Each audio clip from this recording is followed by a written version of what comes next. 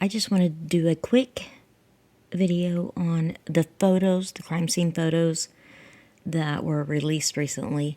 And besides the fact that they look like shit and they look like they were taken off of somebody's iPhone camera, there's a whole lot of problems with those pictures.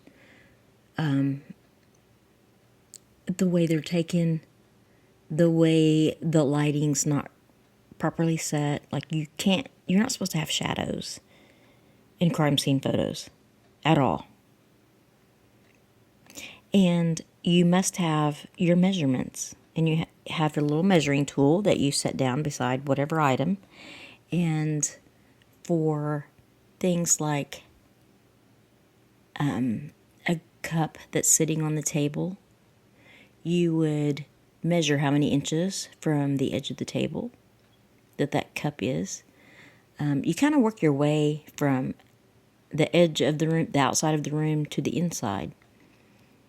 You actually draw on a little notepad where everything is in the room and everything in relation to other things.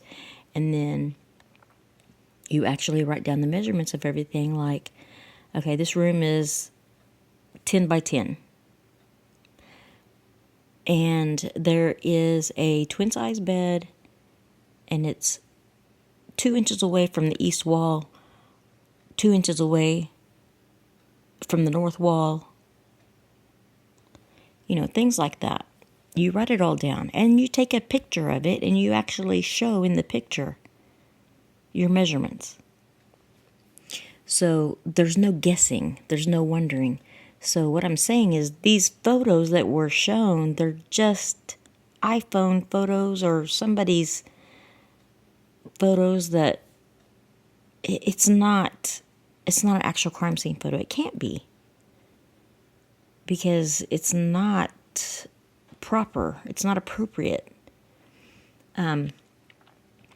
So one of the things that I want to talk about, though, besides the shitty photos, was the fact that they come up into the living room, and on their photos, they have taken a picture of a disposable camera that is on the end table by the couch. And I'm like, a disposable? I haven't seen one of those in like forever. Who even buys those anymore? Why? Why would you get a disposable camera? And so that was interesting. And then I got to looking through all the other photos, and I never saw it again. I never saw the disposable camera sitting there again. And in fact, some things were moved around. And so that's a no-no.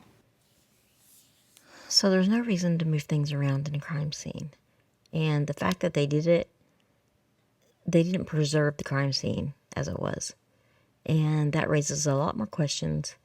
But that's for another video. I just wanted to talk about where the hell the disposable camera went. Who had it? Who developed the photos? And where are they? What were they logged in as? And, you know, what officer was the one that transported them?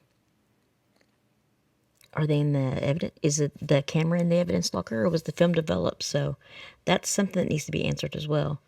And so those were things that were concerning me, and that I thought was pretty important that somebody should mention.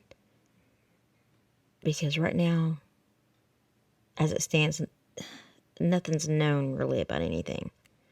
I mean, like these documents that were just released, we just have more questions. We're having more questions, nothing's answered, and we're looking at Moscow like, what the fuck? I mean, come on, goddamn. Learn, just learn. Okay? My God.